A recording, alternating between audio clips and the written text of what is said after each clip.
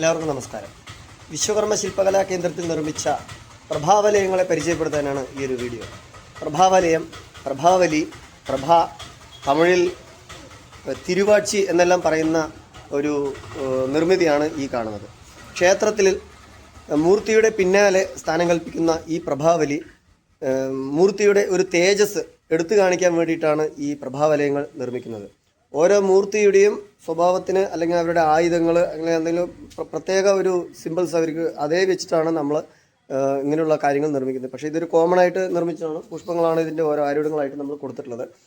ഇതിൽ ശംഖുമുദ്ര വരാറുണ്ട്, ചക്രമുദ്രകൾ വരാറുണ്ട്, തൃശൂലം നമുക്ക് അങ്ങനെ ചെയ്യാറുണ്ട്, നാഗങ്ങൾ വെച്ച് നമ്മൾ ചെയ്യാറുണ്ട്. അങ്ങനെ പല തരത്തിലും മൂർത്തിയുടെ സ്വഭാവത്തിനോ അല്ല അതുമായി റിലേറ്റഡ് ആയിട്ടുള്ള ഓരോ കാര്യങ്ങളാണ് നമ്മൾ ചെയ്യുന്നത്. ഇതിൻ്റെ ഒരു സങ്കല്പം മനുഷ്യന് അല്ലെങ്കിൽ ഏതൊരു ജീവിക്കും ഒരു സൂക്ഷ്മ ശരീരം എന്നൊരു ഇതുണ്ട്. ഇത് സ്ഥൂല ശരീരം, അതുപോലെ തന്നെ സൂക്ഷ്മ ശരീരമായിട്ടൊരു അതിനെ നമ്മൾക്ക് സയൻറ്റിഫിക്കലി നമ്മൾ ഓറ എന്നൊരു കാര്യമാണ് നമ്മൾ പറയുന്നത്. അത് സാധാരണ നമ്മുടെ നഗ്നനേത്രങ്ങൾ കൊണ്ട് നമുക്കത് കാണാൻ സാധിക്കില്ല. കിർലിയൻ എന്ന ഫോട്ടോഗ്രാഫി നമുക്ക് എടുക്കണമെന്നുണ്ടെങ്കിൽ ഒരു മനുഷ്യ ശരീരത്തിന് ചുറ്റുമായിട്ടൊരു ഒരു തേജസ് പോലെ ഒരു പ്രകാശം അതുണ്ടാവും. അപ്പോൾ നമ്മൾ വിഗ്രഹങ്ങൾ വെക്കുന്ന സമയത്ത് അതിൻ്റെ പിന്നാലെ ഇതുപോലെ ഒരു ഗോൾഡൻ ഫിനിഷിൽ നമ്മൾ മുന്നിൽ വിളക്ക് തെളിയിച്ച് കഴിഞ്ഞാൽ ഇങ്ങനെ ഒരു റിഫ്ലക്ഷൻ അടിക്കും. അത് ശ്രീകോവിലിൽ നിന്ന് പുറത്തേക്ക് കാണുമ്പോൾ ഇത് നല്ലൊരു അഴകായിരിക്കും കാണാൻ വേണ്ടിയിട്ട്. ഇത് നിർമ്മിച്ചിട്ടുള്ളത് പിച്ചള എന്ന ലോഹത്തിലാണ്. മുൻപ് ഓടിലൊക്കെ നിർമ്മിച്ചിട്ടുണ്ടായിരുന്നു. പക്ഷേ മുൻപിലുള്ള പണികളെക്കാളും കുറച്ചുകൂടി വ്യത്യാസ രീതിയിലുള്ള പണികളാണ് ഇതിൽ ചെയ്തിരിക്കുന്നത്. കാരണം ഇതിൽ ഉരുക്കി വാർത്തതിന് ശേഷം ഇതിൽ കുറച്ച് കൊത്തുപണികൾ കൂടി നമ്മൾ ആഡ് ചെയ്യുന്നുണ്ട്. അപ്പോൾ ഓട് മെറ്റൽ പെട്ടെന്ന് പൊട്ടും എന്നുള്ളത് കൊണ്ട് നമ്മൾ പിച്ചളയിലാണ് ചെയ്യുന്നത്. വീണാലും ഇത് പൊട്ടില്ല, നളുങ്ങാനേ ചാൻസ് കൂടുതൽ ഉള്ളൂ. ഓടാണെങ്കിൽ പൊട്ടാൻ ചാൻസ് കൂടുതലാണ്. അതുപോലെ തന്നെ ഈ പ്രഭാവലികൾ രണ്ട് തരത്തിലാണ് നിർമ്മിക്കുന്നത്. ഇതൊന്ന് ഉരുക്കി വാർത്തിട്ടുള്ള പ്രഭ, പിന്നെ ഒന്ന് തകിടിൽ കൊത്തി എംബോസ് ചെയ്യുന്ന തരത്തിലുള്ള ഒരു പ്രഭ. നമ്മൾ ഈ സോപാനം ഇതൊക്കെ പണിയുന്നത് പോലെ തന്നെ തകിടിൽ അതിൽ വന്നിട്ട് നമുക്ക് ലൈഫ് ഒരുപാട് കാലം ഉണ്ടാവില്ല. പക്ഷേ ഇത് ഒരു സാധനം ഒരിക്കൽ നമ്മൾ ഉണ്ടാക്കി വെക്കുകയാണെന്നുണ്ടെങ്കിൽ ഇതൊരു നമുക്ക് എണ്ണിയാൽ തീരില്ല. എന്നാലും ഏകദേശം ഒരു 10 തലമുറയെങ്കിലും അപ്പുറത്തേക്ക് ഈ സാധനം അതുപോലെ നിലനിൽക്കും. അത് കറക്റ്റായിട്ട് നമ്മൾ യൂസ് ചെയ്യണം. താഴെ പൊട്ടാണ്ടോ അങ്ങനെ മണ്ണിനടിയിൽ പോകാണ്ടൊക്കെ നമ്മൾ ശ്രദ്ധിക്കണം. അത്രയും ലൈഫുള്ള ഒരു ക്വാളിറ്റിയുള്ള ഒരു നിർമ്മിതിയാണ് ഉരുക്കി വാർത്തിട്ടുള്ള നിർമ്മിതികൾ. കാരണം അതിനനുസരിച്ചുള്ള തിക്നെസ് നമ്മളിവിടെ കൊടുക്കുന്നുണ്ട്. കനം തകിട് ഉണ്ടാക്കുന്നതിനേക്കാളും നല്ല കനത്തിലാണ് ഈ സാധനങ്ങൾ നമ്മൾ നിർമ്മിക്കുന്നത്. പെട്ടെന്നൊന്നും ഇത് പൊട്ടില്ല. വാർത്ത് നിർമ്മിക്കുന്ന പ്രഭാവലയങ്ങളും അതുപോലെ തന്നെ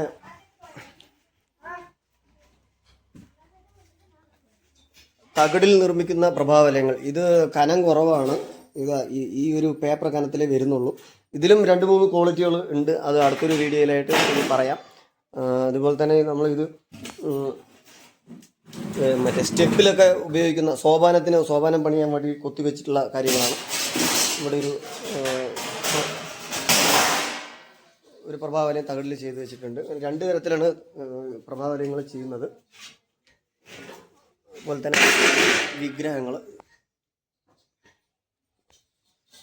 ഇപ്പം പ്രഭകൾ വേറെ വേറെ ക്ഷേത്രങ്ങളിലേക്ക് പണിഞ്ഞു വെച്ചിട്ടുള്ളതാണ്. പല പല അളവുകളാണ് ഇതെല്ലാം. ഇങ്ങനെയുള്ള വിഗ്രഹങ്ങൾ, അതുപോലെ തന്നെ പ്രഭാവലയങ്ങൾ, മറ്റുള്ള വിളക്കുകൾ, അങ്ങനെ എന്ത് ക്ഷേത്ര സംബന്ധമായിട്ടുള്ള കാര്യങ്ങൾക്കും ഈ വിശ്വകർമ്മ ശില്പകലാ കേന്ദ്രത്തിൻ്റെ നമ്പറിലേക്ക് കോൺടാക്റ്റ് ചെയ്തിട്ട് കാര്യങ്ങൾ അന്വേഷിക്കാവുന്നതാണ്. നമസ്കാരം.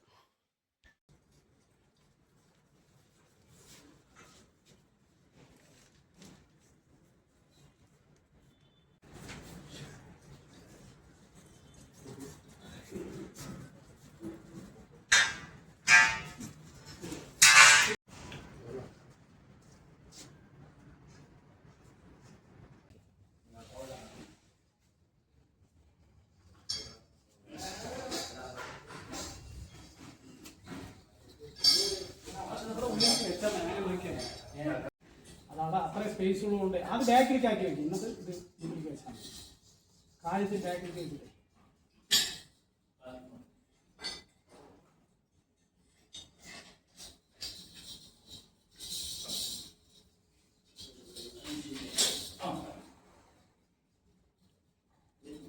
ഇറങ്ങട്ടെ.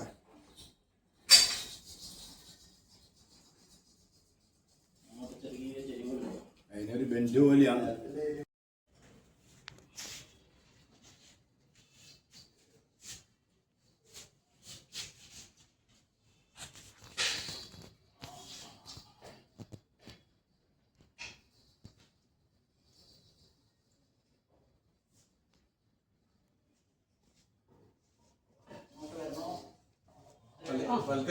ആ തീർത്ഥച്ചാല് വരുന്നവരെ നിർത്തിയാൽ മതി.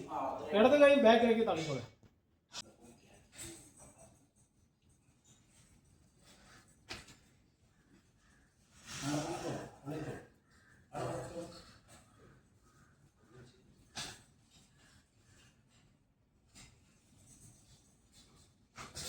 ധാരപാത്രം. ധാരാപാത്രം ഒന്ന് പുറകിലോട്ട് വെച്ചോളൂ.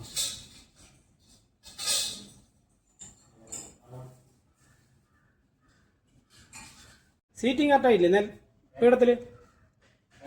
പീഠത്തില് സീറ്റിംഗ് കറക്റ്റല്ലേ? എന്താ വെച്ചാല് ഇതിന് അടുപ്പിച്ചിട്ടാ